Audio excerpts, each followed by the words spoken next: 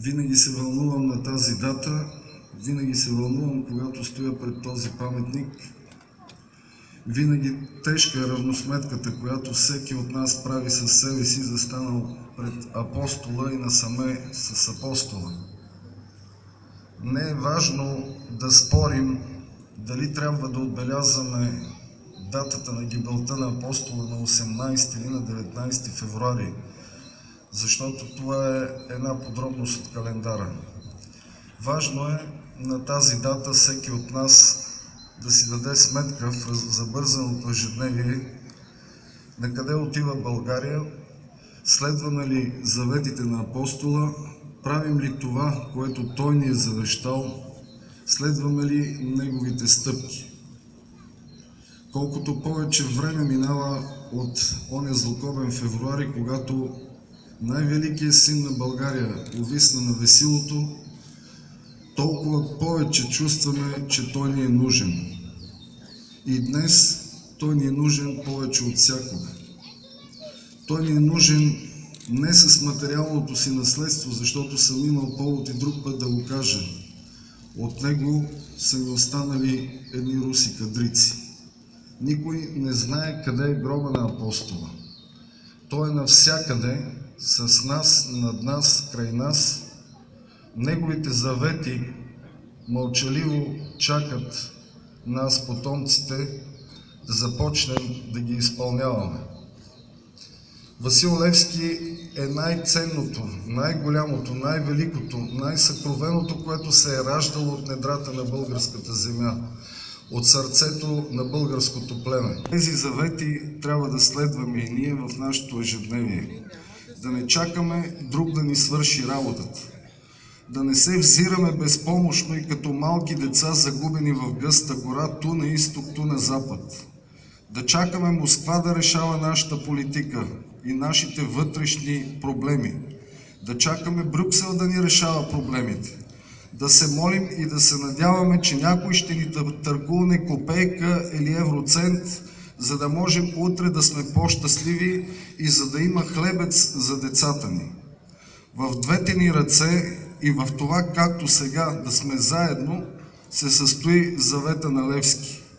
Затова от този скромен площад, пред този скромен паметник, който плевенчани с любов са съградили за най-свидния син на България, призовавам българските политици, националните партии, светлината и на предстоящите избори.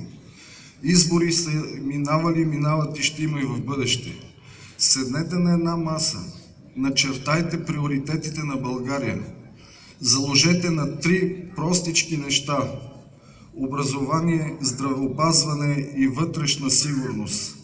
Имайте достоинството да се чувствате равноправни на другите европейски народи. Бъдете горди българи.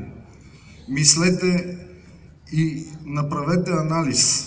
Коя държава, коя нация в Европа, пък и по света, има по-голям титан на своята история от Васил Левски? Да, чехите имат Ян Хус, французите имат Жана Дарк, вероятно кубинците ще се похвалят с Че Гевара. Руснаците вероятно ще кажат: ние имаме Емилиан Пугачов и Степан Разин. Но никой няма такъв титан, който в дълбочина да прозре проблема на своята нация, на своя народ и да начертае търпеливо, както капката дълбае камъка, пътищата към неговото решаване. Левски обичаше своя народ. Левски беше над омразата, над дребните страсти. Той посвети пътя си, делото си, сърцето си, а и главата си на олтара на Отечеството.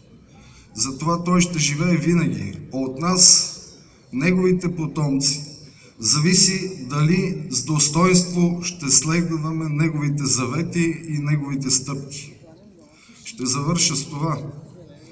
Легендата разказва, че, тъй като вчера беше голяма задушница, на една от поредните задушници хора са се обърнали към майката на титана на българското освобождение Васил Левски, Гина Кунчева, и са казали, попитали се: Гино, няма ли да раздадеш жито за упокой душата на сина си Васила?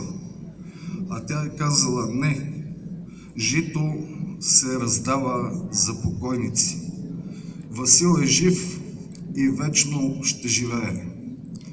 Нека Бог да упокои душата на апостола и нека той не заспива никога. Нека да ни гледа от синьото българско небе, нека да подкрепя десницата ни и нека да прави твърда стъпката ни напред към по-доброто бъдеще на България. Бог да пази България. Давам думата на Бойко Цанов, ученик от Средно училище Пео Яворов, град Плевен.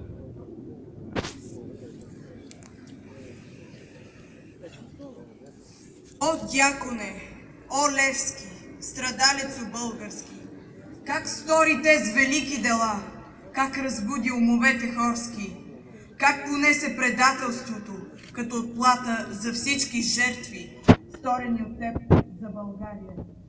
Как запази хладнокръвието си, честта си, вярата си в освободителното дело, когато над теб висеше злощастното черно весило край град София.